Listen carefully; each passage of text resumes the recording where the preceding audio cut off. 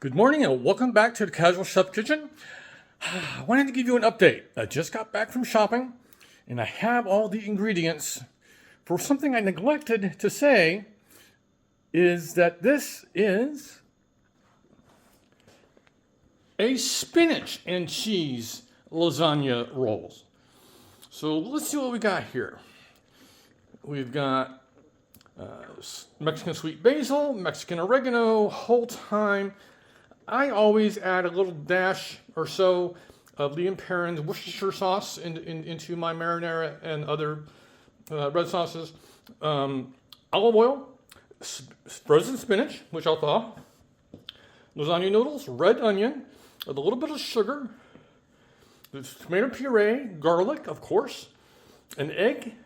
It goes into the cheese mixture, kosher salt, fresh ground black pepper, grated mozzarella, a whole milk ricotta, a finely shredded or grated Parmesan, and as I mentioned before, I'm doing sliced prosciutto into the rolls.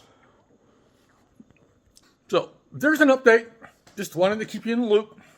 I know I could have done it with a photo, but yeah, it's more fun doing this. So have a great day.